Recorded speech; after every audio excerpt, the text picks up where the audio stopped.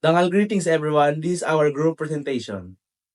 So for our introduction, BMI or the body mass index is a measure of a person's weight relative to their height.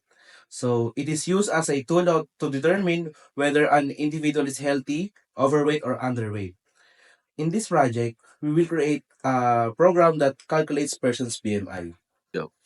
Problem analysis. Problem analysis is important because it investigates a situation or a problem that allows us to understand more fully the problem is, in order to recommend practical solutions for solving it.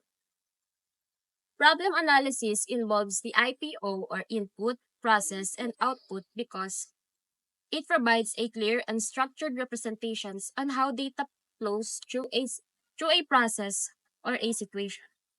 For input, we use weight in kilograms and height in meters. Since there is no practical and easy way to get the mass, we will write it in kilograms and in meters.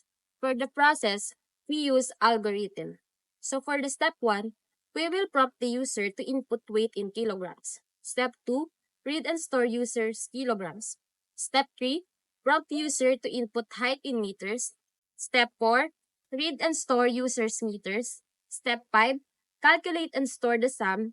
Step 6, display the calculated kilograms and meters. And the last step, display the result. After we use this process, we can see the results or the output. So basically, if we see the results of the BMI, we can identify who are the underweight, normal, overweight, and obese. In this program, we first imported the java.util.scanner class to enable user input from the command prompt. Then, we declared two variables, weight and height, which will store the user's weight and height values respectively. Next, we created a scanner object to prompt the user for their weight and height values, which are stored in the weight and height variables. Finally, we calculated the BMI using the formula weight divided by height squared, and we print a message to the user based on their calculated BMI.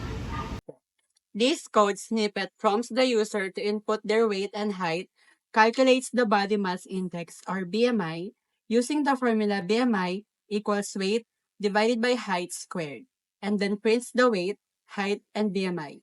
Based on the BMI value, it categorizes the user as underweight, normal weight, or overweight.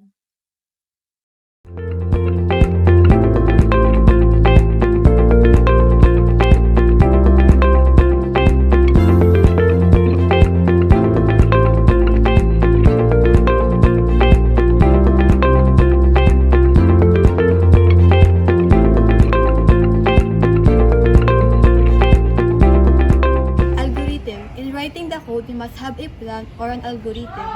An algorithm is a step-by-step instruction that designed to perform a task or solve a problem. It's like a recipe that guides you through a series of actions to achieve a specific outcome. In algorithm, we have a start, calculate, and displaying the result. Also, we have the and, if, or, and that signifies that the step is done. Next is the pseudocode. Before we began writing the code, we created a pseudocode to plan and outline our approach. Pseudocode allowed us to focus on the logic and steps of our algorithm without being concerned about specific syntax rules. In our pseudocode, start and end mark the beginning and conclusion of the algorithm.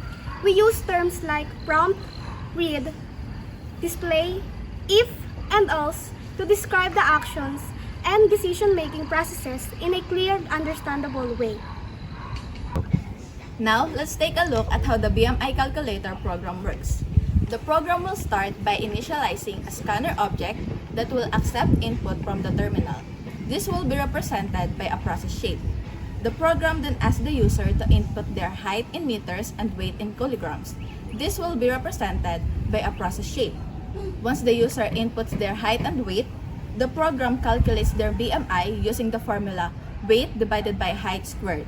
This step will be represented by a calculator or process shape.